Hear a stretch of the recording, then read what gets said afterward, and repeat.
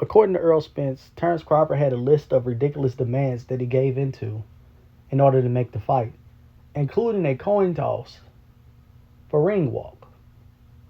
Now, I maintain that Terence Crawford is not a true B-side in this fight. And if he's not a true B-side, then that would mean Errol Spence is not a true A-side. However, if I had to say one person over the other as far as the A-side goes, as much as I hate the A-side, B-side talk, I would say it would be Errol. And this is despite the fact that I have Terence Crawford knocking him out. Now, here's the thing. There's normally about 4 criteria that I see that people use to justify being the A-side. And they're not equally important. But for the sake of conversation, let's break them down. I'll say the first one, which is probably the least important, is accomplishments.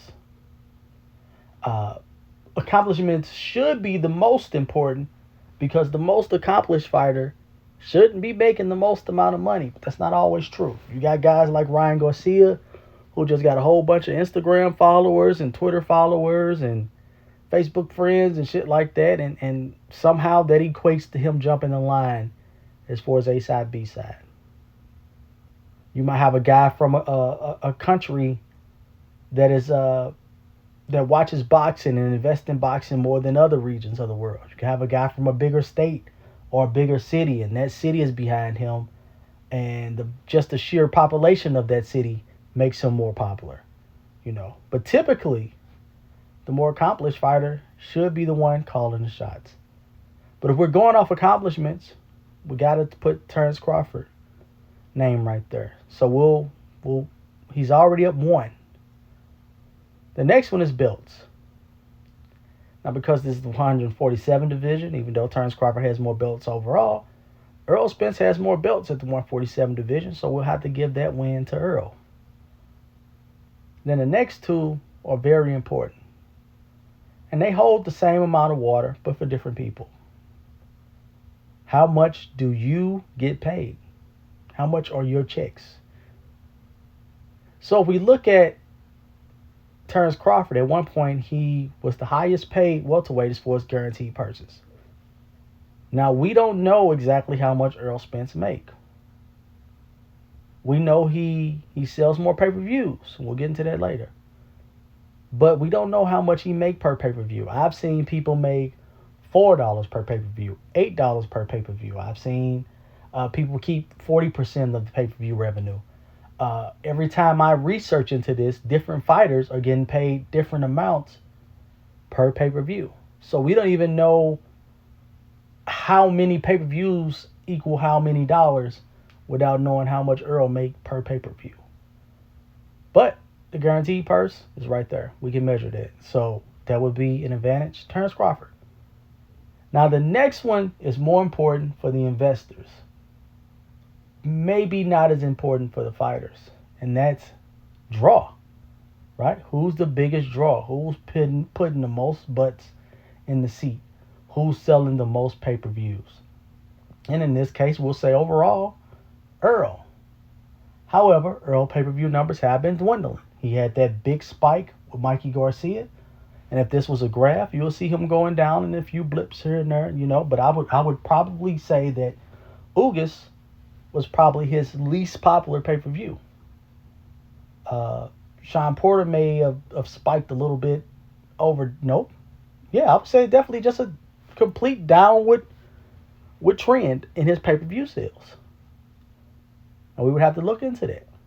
But that advantage would still go to Errol for me. And because of that, I would say Errol is the slight favorite in the A-side conversation.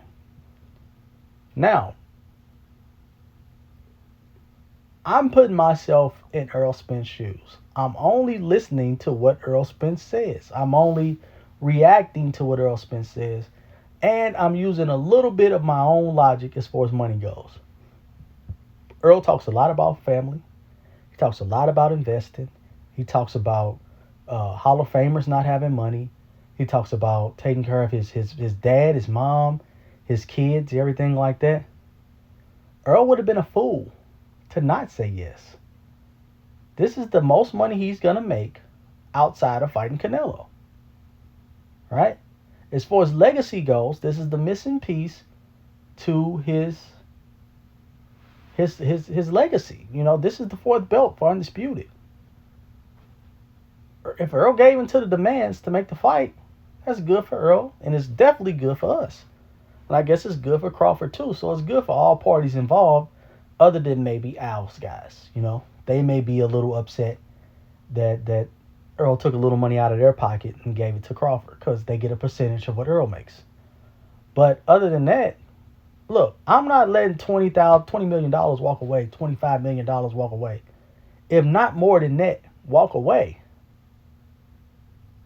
Because over the potential of a guy walking after me, right? Because I could win the coin toss. I still have a 50-50 chance that I win the coin toss and I'm walking second anyway.